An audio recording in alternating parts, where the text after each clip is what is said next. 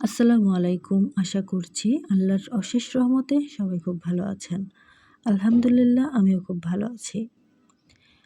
বেশ অনেকদিন পর একদমই ছোট একটা ভিডিও দিচ্ছি আমার চ্যানেল থেকে। তো আমার বর্তমান জীবনের প্রতিটা দিনের বেশ অনেকটা অংশই কিন্তু আমার পেজের কাজ নিয়েই যাচ্ছে। অর্থাৎ মসলা রেডি করা, তারপর হচ্ছে মসলার জন্য বয়ামগুলো ধুয়ে পরিষ্কার করে শুকিয়ে রাখা, এরপর হচ্ছে মসলা ডেলিভার দেওয়া, প্যাকেজিং করা। তো এগুলো সহ আরও নানা কাজ আমার উদ্যোগের সাথে জড়িত। তো সেদিনও আমি এখানে মসলাই বানাচ্ছিলাম। অর্থাৎ মসলাটা আমি গুঁড়ো করে এনেছি, সেগুলো একটু চেলে নিয়ে বয়ামে রেখে লেবেলিং, প্যাকেজিং এগুলো করতে হতো। তো এগুলোই করছিলাম। আর কাজের ফাঁকে, ফাঁকে একটু অল্প, অল্প করে ভিডিও করছিলাম। কারণ আম কাজ করতে, করতে কিন্তু বেশ অনেকটা সময় চলে গিয়েছিল। ভিডিও অত বেশি করা হয়নি।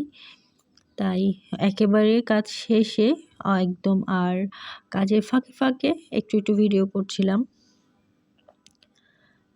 তো দেখতে পাচ্ছেন মাশাআল্লাহ বেশ অনেক পরিমাণে মসলা রেডি করেছি। আর এগুলো হচ্ছে মসলা চেলে নেওয়ার পর বের হয়েছে। তো এই জিনিসগুলো তো আসলে ক্রেতাকে দেওয়া যায় না। কারণ এই জিনিসগুলো অবশ্যই ফেলেই খেতে হবে। এই জিনিসগুলো যদি তরকারিতে মেশানো হয় তাহলে কোনোভাবেই সেটা আর ভালো লাগবে না খেতে। তো এর পরের দিন আমি আমার ছোট ডায়ান্থাস গাছটার ভিডিও করছিলাম। কারণ বেশ অনেকগুলো কলি ছিল, ফুল ছিল, সব মিলিয়ে অনেক সুন্দর লাগছিল। তাই জন্য আমি একটু ভিডিও করছিলাম আমার ডায়ান্থাস গাছের। এটা আনা পর্যন্ত এই সময়টাতেই কিন্তু সবচেয়ে বেশি কলি আর ফুল একসাথে ছিল। আর এটির সাথে আমি বেশ কিছু আচার বানিয়েছিলাম।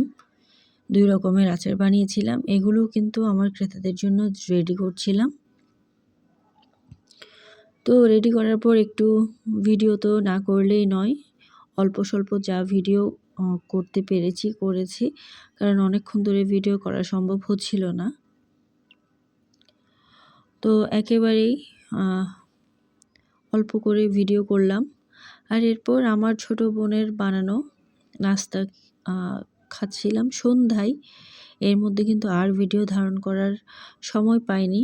আর গতানুগতিক ভিডিও করতেও ইচ্ছে করছিল না। প্রতিদিনের একই কাজ। তো এই তো আজকের ভিডিওটা আমি এতটুকুতেই রাখছি। আশা করছি পরবর্তীতে আবারও আপনাদের সাথে দেখা হবে নতুন কোনো ভিডিও নিয়ে। সেই পর্যন্ত সবাই ভালো থাকবেন। আল্লাহ হাফেজ।